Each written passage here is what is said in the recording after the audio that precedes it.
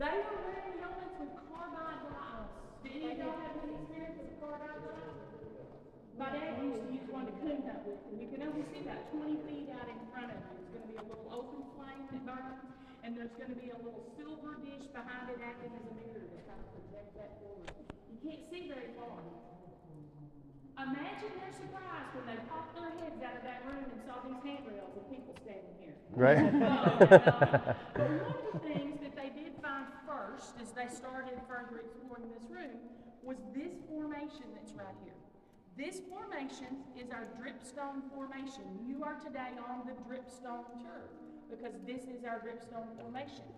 Water drips 24/7 from that crevice right there, bringing that load of dissolved calcite down and leaving it here.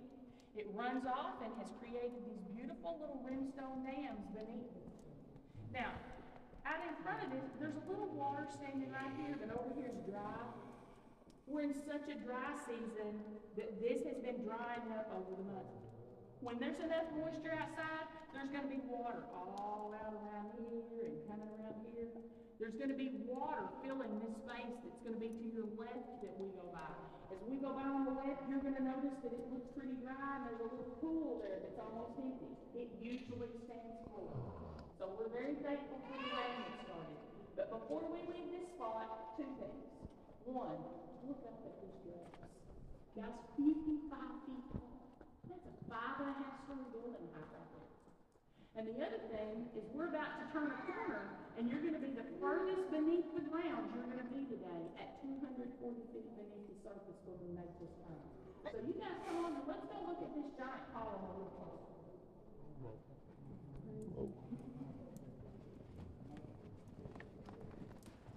Hmm?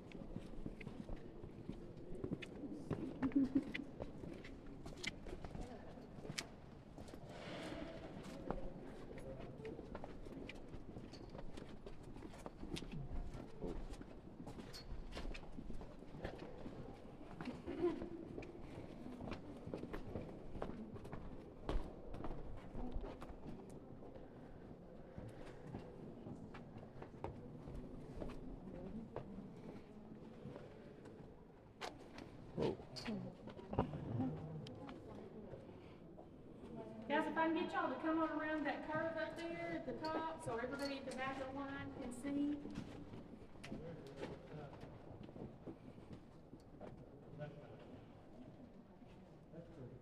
Come on down and kind of fill this space so everybody gets around the curve.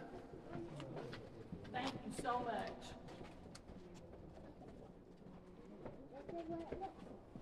Now guys, I'm going to admit, as you guys are coming around that curve and coming on down here, I get down here and I'm in here multiple times a day and I still just get caught up in the beauty and the amazement of what I see. And I relate what I see to things on the surface. So when I'm looking at this beautiful column, I see a little snowy peak and icicles hanging. And I see another little snowy peak and some icicles. Can y'all follow that up through there, little snowy peaks with icicles hanging? Well, over here right in front of me, I have a stalagmite. And I see little snowy peaks and icicles hanging right here. So that lets me know that on this column, this part that looks like that is the stalagmite part of the column. Up here on the ceiling, I see these stalactites that look like this, and the top part of that column looks like those stalactites. So this is the stalactite part, and they probably met right about this area. So that's where our stalactite and our stalagmite met. This is a great place to see some of these other colors that are coming in that our calcite's pushing to the surface. We see some of these grays, some of these redder colors, these light tannin colors that are there. So we're seeing those things. Now, I'm gonna interrupt myself for just a second and say, guys, I've got to have those continuous light sources turned off, because when I turn and look at y'all, I can't see for a second. So I'm sorry, but I can't, that catches my retina and I can't see. Now, another thing that I want to point out at this spot that is not part of the giant column is this wall that's right over here. This wall is what's going to make this cave different from any other cave system you're going to go in North America. You're going to go into a lot of caves that are decorated and have formations similar to ours. But this wall, the formation started behind the seats where you were at. It's going to run the rest of the length of this room, over 900 feet of consecutive, continuous drapes hanging on that wall. You will not find that in any other cave that you can go into in North America. So that's what sets our cave apart and makes us different. Now, we're fixing to leave this location, and you can be enjoying that wall on the side. We're going to pass another place that's really lit up in between our stops. But does anybody have a question before we leave this location and move to our next site? Yes? When do you think they actually met up there? Like roundabout, so they think they have a... Absolutely no clue. And it's not just that I have no clue. Here's your little piece of information. In a controlled laboratory setting, when a scientist can control the rate of the drip and how much calcite's in it, and we have no control of that down here. In that controlled setting, they can grow a formation at the rate of 1 cubic inch every 100 years. Wow. Now, whether it's the stalagmite or the stalactite depends on the rate of the water. If it comes in a little quicker, it's going to drop the load on the ground instead of holding it to the ceiling. But to know that it's controlled in a cubic inch in 100 years, and that's 65 feet tall, and we didn't control anything, we really don't know, but that can kind of give you an idea of how long it would take for something like that to happen. So guys, if you'll follow me to our next stopping point.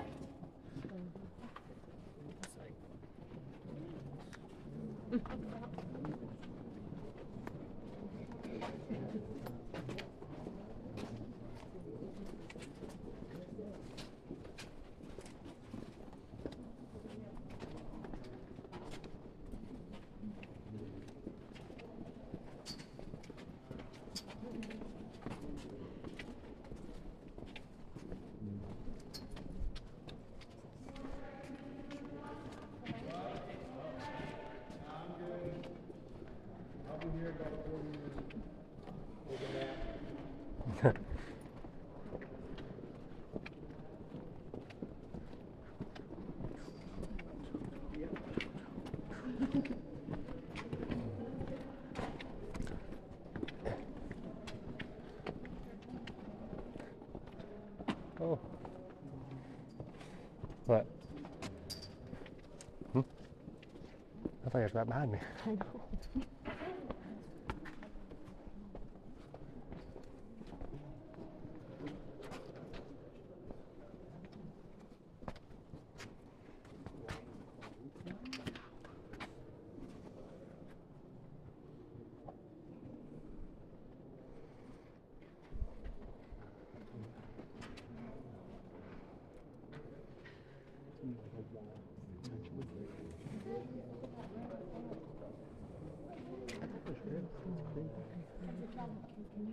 Yeah. This area, please.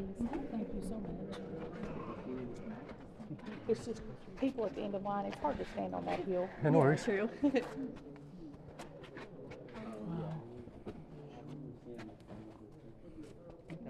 Now, y'all can come on up the hill. There's some room over here to your right as you make your way up. You can fill in this space to get off that slope.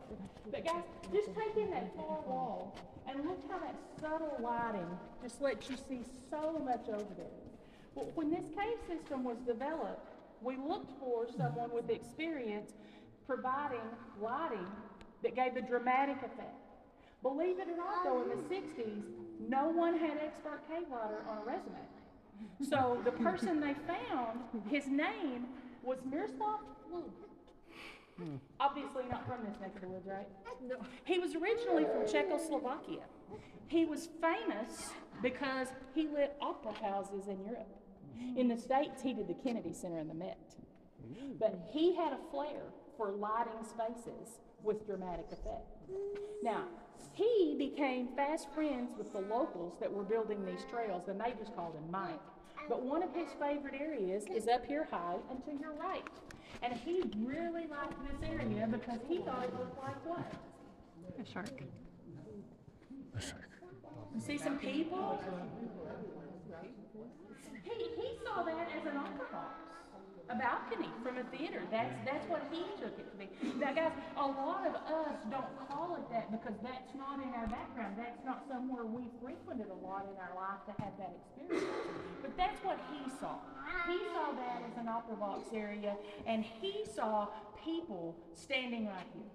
Now, I'm not going to tell you today who to see because a lot of this in the cave is what you bring in with you from your prior knowledge, and you see things that make you think of things you have in your background. But another place that he chose to light up from this location, because he did make friends with these hardworking people. Guys, these trails were created by local men. Most of them were veterans. As they were carrying concrete in here in bags and bringing it and putting it on this trail in 5-gallon buckets. This trail was not an easy conquest at all. He developed a good rapport with these people, and he was respectful of their work ethic. Now, keep in mind, most of them were veterans. Now, he lit up a spot on the far wall, and I want you to look over there and tell me what you see. Oh, yeah. Oh, what the heck? You see a ship? Well, this is our only actual named formation, and we do call this the battleship because those veterans had experience of going back and forth to war on battleships, and that's what they saw. Now, some people say they see a city skyline over there. Other people, when you look it up, I brought a group of students, I'm a retired teacher, I brought a group of kids through here one time, and I had a kid say, look, there's a cheese pizza right there. Well, that's actually a shield formation, and this is a slab formation. But I will share a personal note with you that my son is a senior this year. He's super stoked because 2 weeks ago he got his acceptance letter to his dream school. And his favorite thing in this cave is a shadow. There is a shadow on that wall. There's 2 of them. I'm going to outline them, and I want you to see if you can figure out where my son got an acceptance letter from. Right here starts one shadow, and it runs up and around and down, and we have this dark shadow here. And then there's a smaller one that's a similar shape that's right here. You see what? Yeah, go Hogs. They beat Bama 41-27 for any of you who didn't know the final score, but he got his acceptance letter from the 2 weeks ago. But since he's been a little kid, he has said, Mom, that looks like a mama hog and a baby hog. The baby hog, you can see its ears. The mama hog, you're just going to notice the backbone going up through there. Now, some people see that, and some people don't, because that's not in their background to be used to seeing that very much, right? Now, saying this is what you bring to it. We're fixing to leave this spot, and we're going to walk by an area right over here that is referred to as cave popcorn because of its appearance. But above it, there's the beginning of a grate. Do you see that cave bacon? Most people know about bacon. See that bacon hanging on the wall? And that's what our early cavers called this hanging up here high, this cave bacon. Now, questions before we leave this location?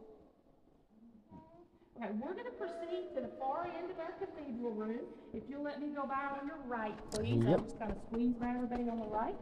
And we're going to go to the far end of our room. Dude, I had to do that. I didn't think what you said that. That was the right way. You're lucky I pushed you half. No, Like, do I go right or is she going right? I don't know which one's right. Oh. That looks gross. Yeah, it truly does. We're like mushrooms. You're gonna be lighting that up, right?